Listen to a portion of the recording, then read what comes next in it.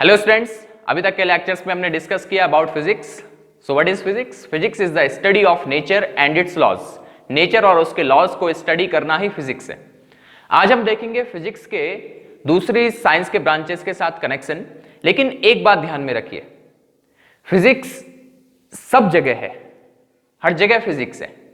तो एक लाइन लिखते हैं फिजिक्स के लिए, physics plays key role in development of all other sciences।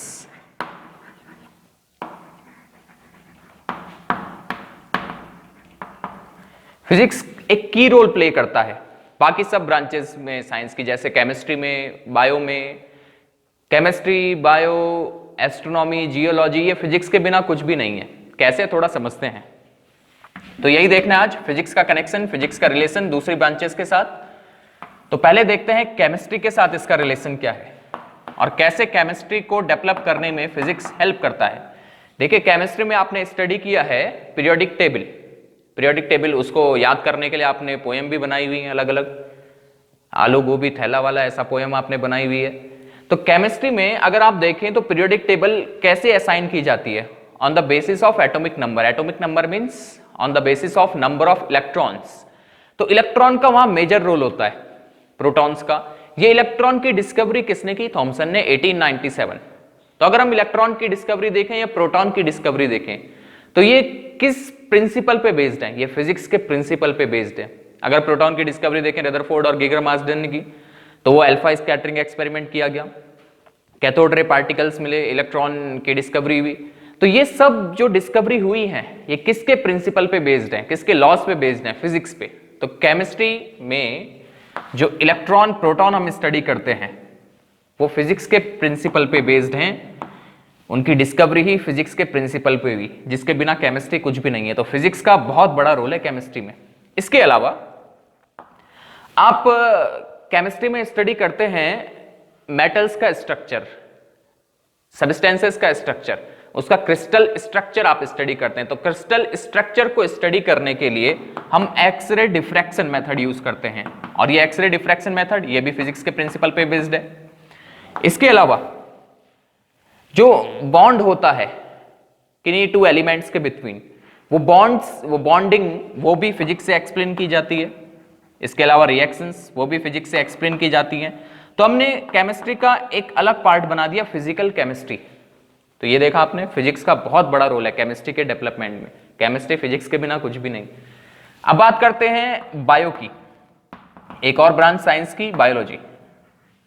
Biology में कैसे हेल्प करता है फिजिक्स बायोलॉजी के डेवलपमेंट में? आप देखें तो सारी बायोलॉजी फिजिक्स पे ही बेस्ड है।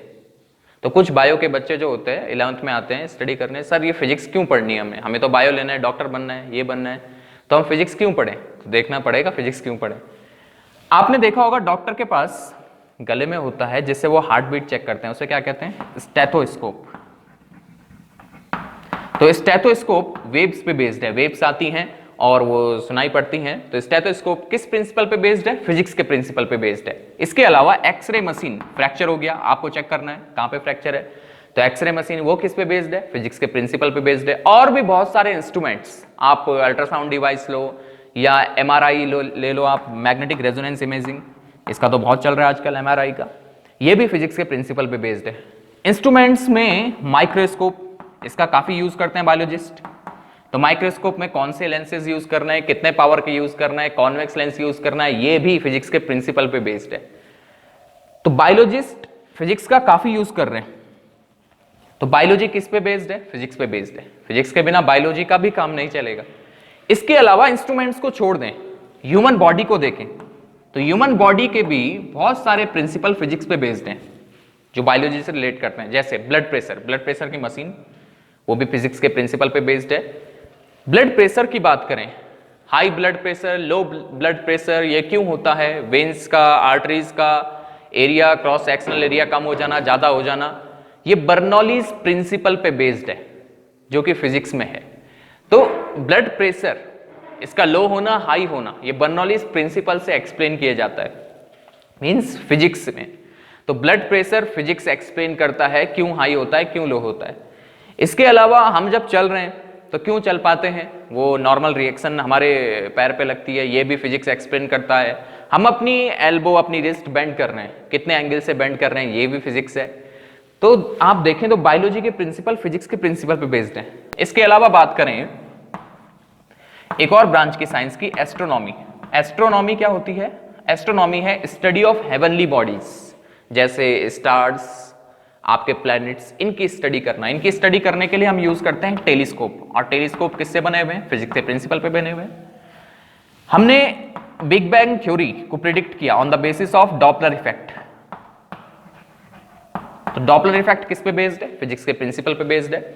इसके अलावा और ब्रांचेस की बात करें साइंस की, जो फिजिक्स जिनको एक्सप्लेन करता है, तो वो है आपकी geology, geography. Geology, geology means study of earth, geography जिसको कहते हैं। तो अगर आप ज्योग्राफी में देखें तो रॉक्स के बारे में हम बताते हैं, ये कितनी पुरानी है, ये किस पे बेस्ड है? ये रेडियो एक्टिविटी पे बेस्ड है, जो फिजिक्स का प्रिंसिपल है।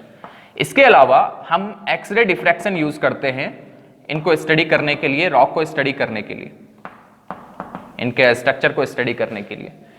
एक और की बात करें वो है आपका meteorology. Meteorology means study of weather. अभी आपने देखा कि एक साइक्लोन आ रहा है वेस्ट बंगाल में, अम्फान उसका नेम है। तो वो साइक्लोन, वो पहले ही हमने प्रिडिक्ट कर दिया था कि इस टाइम पे आएगा, इस डे को आएगा। ये कैसे हमने एक्सप्लेन किया? तो उसके लिए हमने यूज किया, क्या यूज किया? थर्मामीटर, जिससे टेम्परेचर पता लगता है। उसके लिए हमने सैटेलाइट्स यूज की। ये थर्मामीटर, ये सैटेलाइट्स किस पे बेस्ड हैं? ये सब फिजिक्स के प्रिंसिपल पे बेस्ड हैं। उसके अलावा हमने बैरोमीटर यूज किया, जो आपका प्रेशर बताता है, एटमॉस्फेरिक प्रेशर। तो meteorology means study of weather, और वेदर को स्टडी करने के लिए भी इस ब्रांच में भी फिजिक्स का ही यूज होता है। ये थर्मामीटर, बैरोमीटर, हाइग्रोमीटर की बात करें, ये सब वेदर को फोरकास्ट करने के लिए यूज होते हैं। इसके अलावा अगर मैं बात करूं स्पोर्ट्स की, ये तो आप लोगों का फेवरेट होगा स्पोर्ट्स। स्पोर्ट्स में भी फिजिक्स का यूज है, वो हम क्लास 11th में स्टडी करेंगे। अगर आपको जेवलिन थ्रो करना है और आपको चाहिए वो लॉन्गेस्ट रेंज पहुंचे, सबसे ज्यादा दूर आपका जेवलिन पहुंचे, तो उसको किस एंगल पे थ्रो करना है? 45 डिग्री पे। ये हम फिजिक्स में स्टडी करेंगे।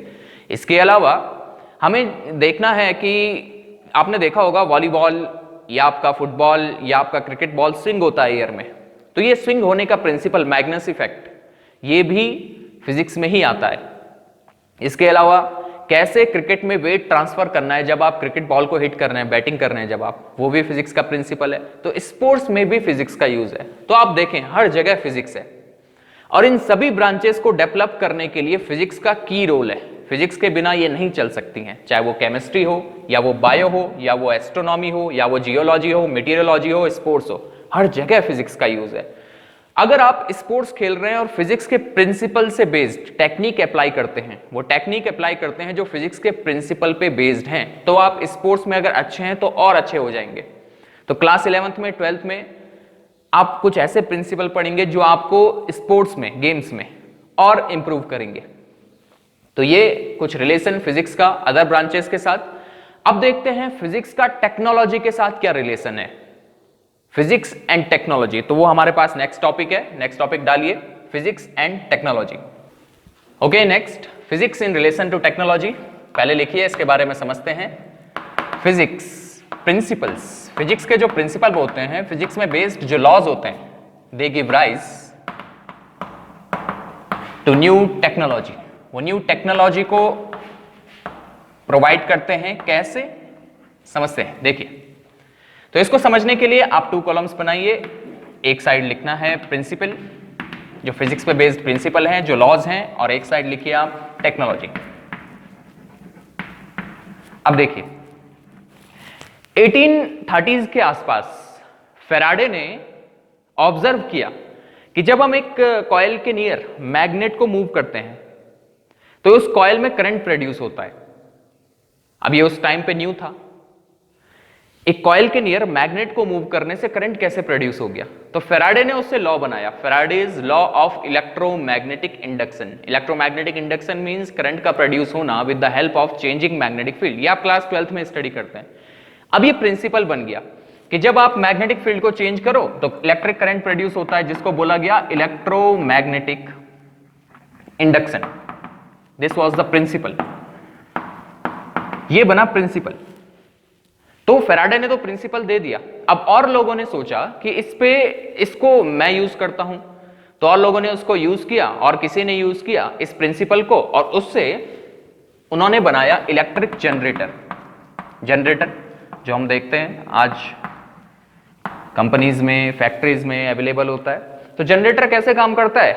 जनरेटर भी ऐसा ही वर्क करता है। एक कॉइल को घुमाने के लिए हमें बाहर से मैकेनिकल एनर्जी चाहिए। कॉइल घूमती है मैग्नेट के नियर, और मैग्नेट के नियर जब कॉइल घूमती है उससे मैग्नेटिक फील्ड चेंज होता है और करंट प्रोड्यूस होता है।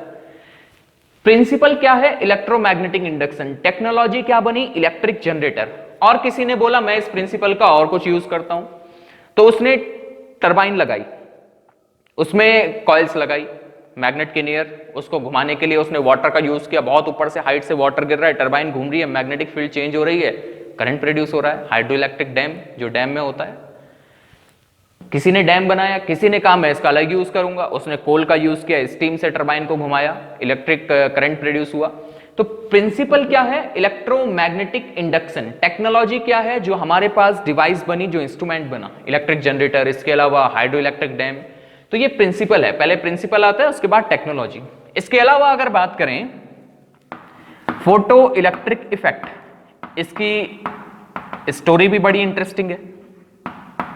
तो प्रिंसिपल टेक्नोलॉजी में डिफरेंस समझना है। प्रिंसिपल कोई और देता है और टेक्नोलॉजी कोई और प्रोवाइड करता है। ये दिया फैराडे ने और जनरेटर किसी और ने बना दिया, हाइड्रो इलेक्ट्रिक डैम किसी और ने बनाया। तो प्रिंसिपल टेक्नोलॉजी में डिफरेंस है। अब देखते हैं फोटो इलेक्ट्रिक इफेक्ट, इसकी कहानी भी बड़ी इंटरेस्टिंग। 1888 टू 1905 हॉलवॉक लेनार्ड, इन्होंने ऑब्जर्व किया कि जब किसी मेटल प्लेट में हाई फ्रीक्वेंसी की लाइट आती है तो वहां से इलेक्ट्रॉन्स निकलते हैं। अब इसको वेव थ्योरी से एक्सप्लेन करना चाहा, ये भी क्लास 12th में आप स्टडी करेंगे। इसको वेव थ्योरी से एक्सप्लेन करना चाहा लाइट की, नहीं हो पाया। तो आइंस्टीन ने 1905 में इसको quantum theory means particle nature of light, उससे एक्सप्लेन किया, जो क्वांटम थ्योरी का बेस बना, क्वांटम फिजिक्स का बेस बना। आइंस्टीन ने इसको एक्सप्लेन किया पार्टिकल नेचर ऑफ लाइट से, फोटो इलेक्ट्रिक इफेक्ट को।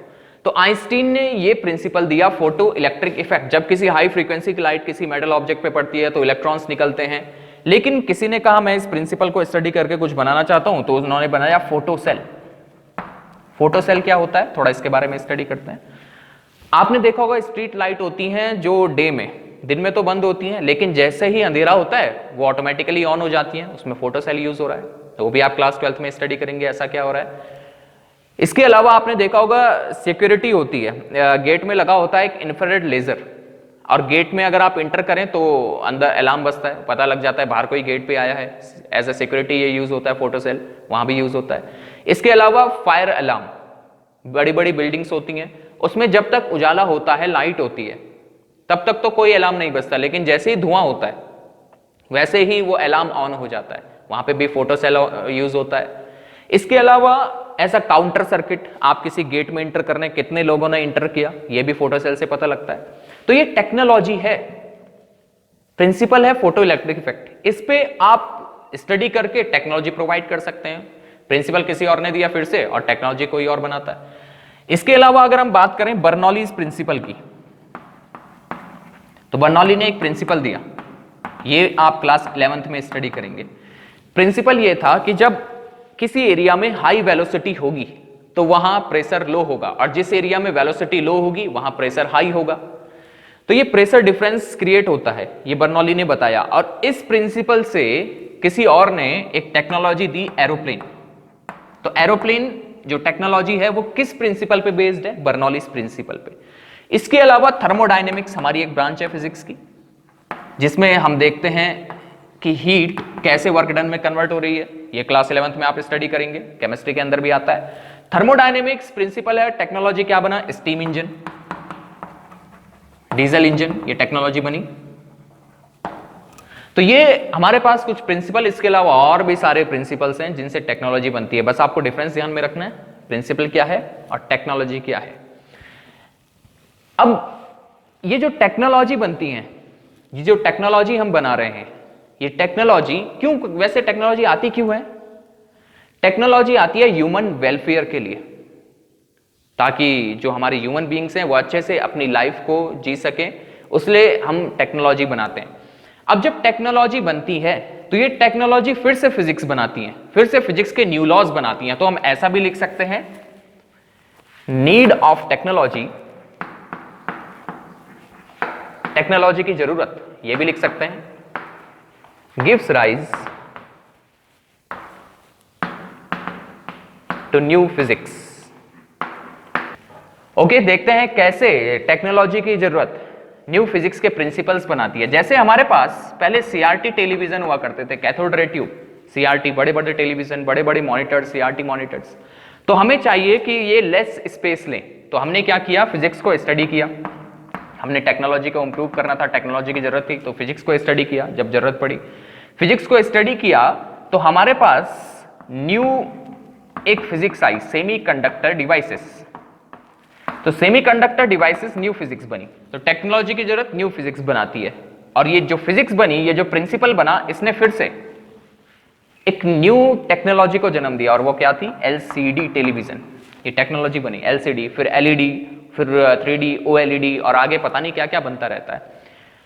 तो ये टेक्नोलॉजी की जब जरूरत पड़ी तो न्यू फिजिक्स बनी, फिजिक्स ने फिर से न्यू अपने पास टेक्नोलॉजी दी। एक और हम समझ सकते हैं, पहले हमारे पास स्टीम इंजन हुआ करते थे, हमने कहा इसको इंप्रूव करना है, हमें एक एफिशिएंट इंजन बनाना है, जिसके लिए हमने फिजिक्स को स्टडी किया और उसमें हमने थर्मोडायनेमिक्स को स्टडी किया, और वो क्या बना, डीजल इंजन, पेट्रोल इंजन, ये सब बने। तो technology, need of technology gives rise to new physics, and physics principles give rise to new technology, जैसे magnetic induction generator, photoelectric effect, photocell, ये सब प्रिंसिपल हैं जिन्होंने टेक्नोलॉजी को, हमारे पास टेक्नोलॉजी दी। तो पहले प्रिंसिपल टेक्नोलॉजी, फिर जब टेक्नोलॉजी की जरूरत पड़ती है तो फिर से न्यू फिजिक्स बन जाती है। देखिए, जो भी टेक्नोलॉजी बन रही है वो सब किस लिए हम टेक्नोलॉजी बनाते हैं, ह्यूमन वेलफेयर के लिए, हमारे अपनी फैसिलिटीज के लिए। हमें चाहिए कि ह्यूमन बींग्स अच्छे से अपनी लाइफ जी सके, तो उसके लिए हम टेक्नोलॉजी लेके आते हैं, जिसके लिए फिजिक्स की जरूरत पड़ती है।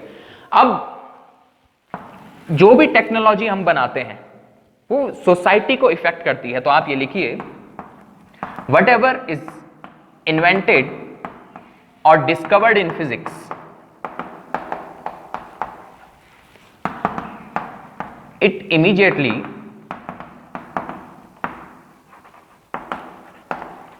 affects the society।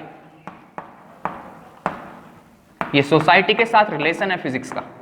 जो भी फिजिक्स में इन्वेंशन या डिस्कवर किया जाता है वो सोसाइटी को इफेक्ट करता है। जैसे टेलीफोन, टेलीफोन पहले कम्युनिकेशन का मीनिंग अलग था, लेकिन जैसे टेलीफोन आए तो सोसाइटी आपस में कनेक्ट होने लगी, बहुत दूर दूर हम कॉल करने लगे। इसके अलावा मोबाइल फोन्स, कहीं से भी कॉल कर लो, सैटेलाइट्स, कम्युनिकेशन कहीं कहीं दूर तक पहुंच गया है। यहाँ वीडियो चल रहा है और यहाँ चल रहा है, वीडियो बहुत दूर तक पहुंच जाता है, जैसे आप लोग घर में पढ़ रहे हैं। तो ये क्या है, ये फिजिक्स की जो टेक्नोलॉजी आई उसका इफेक्ट है सोसाइटी पे, उस पर लाइफ स्टाइल पे इफेक्ट है। तो फिजिक्स के जो इन्वेंशन होते हैं, डिस्कवरी होती है, जो टेक्नोलॉजी होती है, फिजिक्स की टेक्नोलॉजी ह्यूमन वेलफेयर के लिए होती है। लेकिन कुछ लोग इनका गलत फायदा उठाते हैं, गलत तरीके से यूज करते हैं, जो डिजास्टर्स होता है पूरे ह्यूमन के लिए, पूरे ह्यूमन बींग्स के लिए, पूरी अर्थ के लिए। जैसे न्यूक्लियर एनर्जी, न्यूक्लियर एनर्जी का यूज है इलेक्ट्रिसिटी को प्रोड्यूस करना। न्यूक्लियर पावर प्लांट में, न्यूक्लियर रिएक्टर में इलेक्ट्रिसिटी प्रोड्यूस करने के लिए न्यूक्लियर एनर्जी यूज की जाती है। लेकिन कुछ लोग इस न्यूक्लियर एनर्जी का गलत फायदा उठाते हैं, एटम बॉम्ब, न्यूक्लियर वेपन बनाते हैं। न्यूक्लियर वेपन का क्या इफेक्ट है, वो 1945 में हम सुनते हैं कि जापान में हिरोशिमा नागासाकी में न्यूक्लियर वेपन गिरा तो कितने लाखों लोग मारे गए। तो फिजिक्स की जो टेक्नोलॉजी, इनका अच्छा यूज भी है, गलत यूज भी है, डिपेंड करता है यूज करने वाले पे। लेकिन फिजिक्स की जो टेक्नोलॉजी बनती हैं उन सब का एम ह्यूमन वेलफेयर होता है। तो आप भी इसका यूज अच्छे से करें, कोई भी टेक्नोलॉजी आप यूज कर रहे हैं उसका यूज अच्छा होना चाहिए। So that is enough for today, बाकी देखेंगे नेक्स्ट लेक्चर में। Thank you.